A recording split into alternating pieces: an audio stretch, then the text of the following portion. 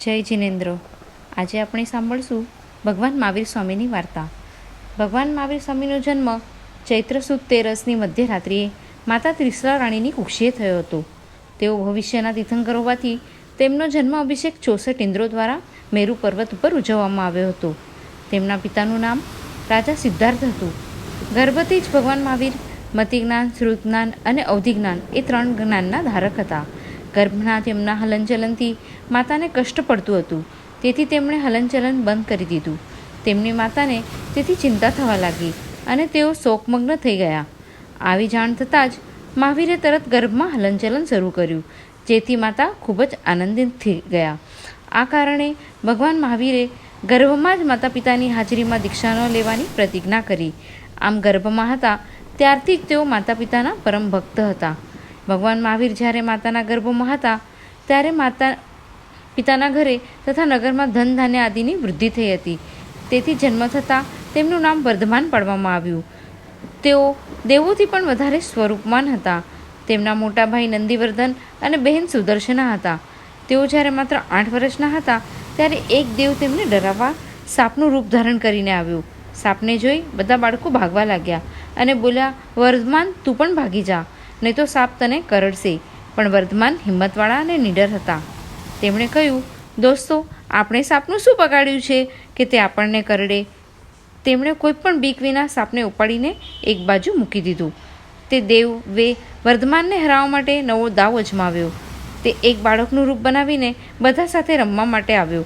ત્યારે બાળકો તિદુષક નામે રમત રમતા હતા. જે હારી જાય તેનો દાવ આવે અથવા હારી જાય તે પોતાની પીઠ ઉપર વિજેતા છોકરાને બેસાડે, તેવી આ રમત હતી. પેલો બાળક દેવ જાણે હારી ગયો અને તેણે વિજેતા વર્ધમાનને પીઠ પર બેસાડ્યા. જેવા વર્ધમાન તેની પીઠ પર બેઠા કે તરત જ તેણે વિકરાળ પિશાચનું સ્વરૂપ ધારણ કર્યું. તાળ જેટલો ઊંચો થઈ ગયો. વર્ધમાનને ડરાવવા જોર જોરથી ચીચિયારીઓ કરવા લાગ્યો. નાનકડા વર્ધમાને અવધિજ્ઞાનથી જાણી લીધું, આ તો કોઈ દેવની જ માયા છે. આથી તેમણે એક જ મુઠ્ઠી મારી દેવને નીચે નમાવી દીધો. પછી તે દેવ પોતાનું સાચું સ્વરૂપ પ્રગટ કરી વર્ધમાનને શાબાશી આપી કહ્યું, આપ ખરેખર ખૂબ જ બળવાન છો, તેથી આપ મહાવીર છો. તેમ કહી તે દેવ પોતાના સ્થાને ચાલ્યો ગયો. આમ દેવ દ્વારા તેમનું નામ મહાવીર પાડ્યું. વર્ધમાન કુમાર યુવાન થતાં ગુણવાન અને સ્વરૂપમાન એવા યશોદા સાથે તેમના લગ્ન થયા. તેમને ત્યાં પ્રિયદર્શના નામે પુત્રીનો જન્મ થયો.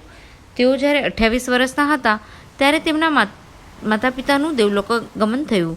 પછી તરત જ મહાવીરે મોટાભાઈ નંદીવર્ધન પાસે દીક્ષા લેવાની આજ્ઞા માંગી, પણ ભાઈએ તેમને 2 વર્ષ સુધી રોકાઈ જવાની વિનંતી કરી. મોટા ભાઈની લાગણીને માન આપીને તેઓ સંસારમાં નિરાસક્ત ભાવે રહેવા લાગ્યા. તેમણે બ્રહ્મચર્યનું પાલન, રાત્રિભોજન ત્યાગ, સચેત ભોજન પાણી ત્યાગ અને છકાઈ જીવની દયા પડવાનો સંકલ્પ કર્યો. 1 વર્ષ સુધી રોજ 1,08,00,000 સુવર્ણ મુદ્રાનું દાન કરવા લાગ્યા, જેને વર્ષીદાન કહેવાય છે. 30 વર્ષની યુવાન વયે તેમણે સંસારનો ત્યાગ કરી જૈન દીક્ષા ગ્રહણ કરી. તેઓ ખુલ્લા પગે ચાલતા, ઘરે ઘરે ફરીને માંગીને આહાર પાણી કરતા, ઘણા દિવસ સુધી ઉપવાસ કરતા, કોઈને દુઃખ દેતા નહીં અને કોઈ અપમાન કરે તો હસ્તે મોઢે સહન કરી લેતા હતા.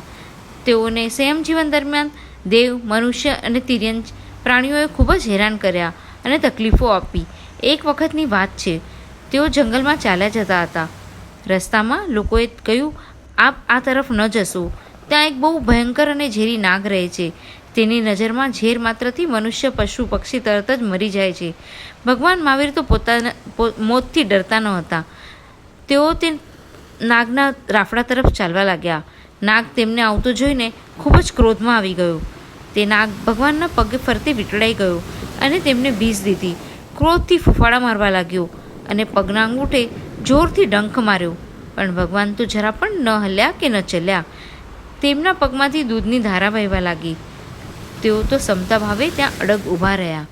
આ જોઈ નાગ અટકી ગયો અને વિચારવા લાગ્યો, આ તો કોઈ દેવ છે કે માણસ?